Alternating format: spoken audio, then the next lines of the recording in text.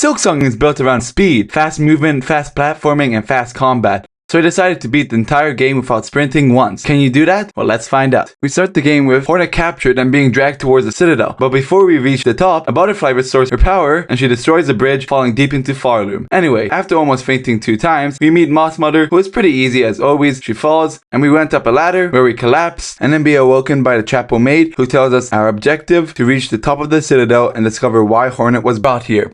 After a bit more walking, we reach Bone Bottom, where I say hi to the citizens, then do a cool speedrunning skip by hitting this flying bug at the right time to skip a lot of the beginning section. Then we meet Chakra, who tries to jump scare us. After talking with him, we go walk a bit more to get the Silk Spear ability, which we use to free the Bell Beast. And we fight him a bit, and with him being the first boss who does double damage, I had to get used to it. The fight isn't too bad. Soon he goes down. I do some platforming parts. Then I get the first Silk Heart, which regenerates 1 strand of silk automatically. Then we meet the next mini boss, who uses this big scythe. I just beat him easily with a couple of Silk Spears and Straight Pins. He unlocks the Hunter's March, where we fight an enemy arena, which Chakra helps in. Then I go try to use the bench, but I forgot about the trap. After actually disabling it, I actually used it. I found another enemy arena, which I quickly took care of. Then I ran all the way back to Bone Bottom to buy Simple Key, which I had to farm a lot of rosaries to until I could buy it. After that, I went up an elevator that I let down after beating the Bell Beast, bounced off of a couple of enemies, and ran past an acid spitting boss. After all of that, I opened up the Simple Key door that led us into Wormways. This was a really tricky part because I had to get up to this platform onto its even higher platform that I'm supposed to use sprint for, so instead I had to use my first cocoon skip in the run.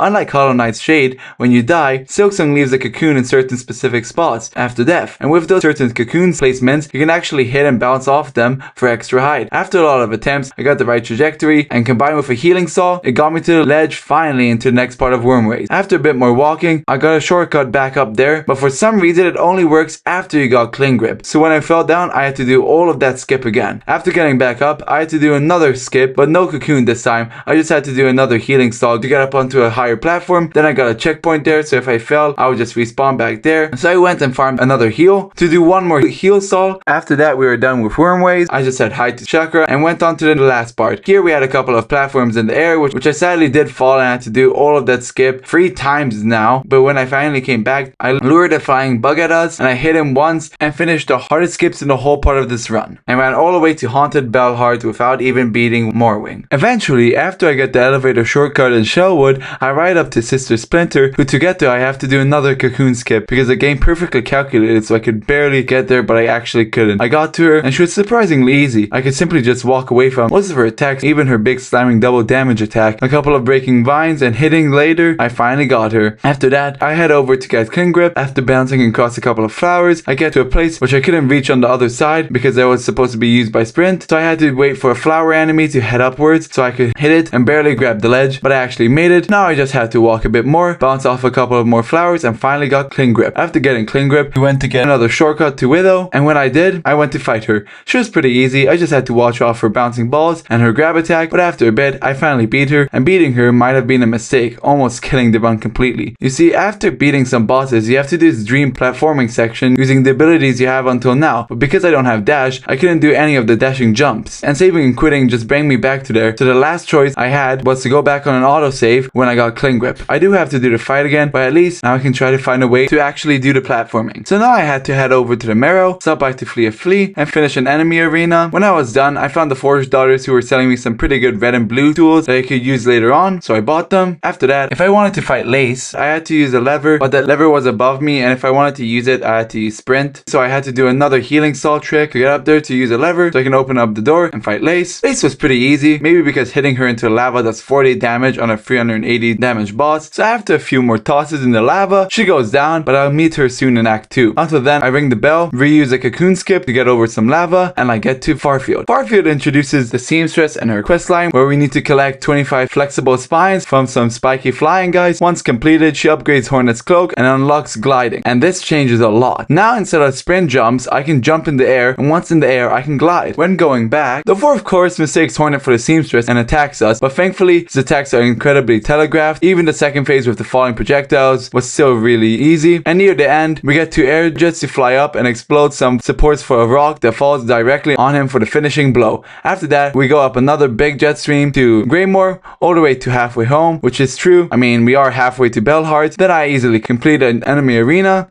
open a sack station, and go back to Belhart to Widow, because now I'm fully prepared. It was just the same fight as last time, maybe a bit easier because I could just glide across some of her attacks. However, when I finally killed her, and when she places me in her long dream platforming section, I was ready this time, because drifting replaces the missing sprint jump. It felt so good to finally get over these jumps with my drifter's cloak instead of having sprint. After a ton of movement, tech, gliding, and clean grip combos, we finally escaped. And now the run truly opened. Eventually, we return to the place where Hornet escapes in the beginning, and instead of going down, we enter the blasted steps. Here, while traveling up, I found Chakra, who saves me from a bug, so I buy some maps from him. Then I walk a bit more until I finally meet the last judge. This boss was pretty difficult because he is pretty fast and does a lot of jumping attacks, so it's hard to move away from him in time. After a couple of pogos and gliding away, we got him close to the end with his long fire combo, and when that was done, I hit him a couple more times, and he actually went down. And I didn't forget about the self-destruct final sequence. And after that was done, the doors opened and we entered.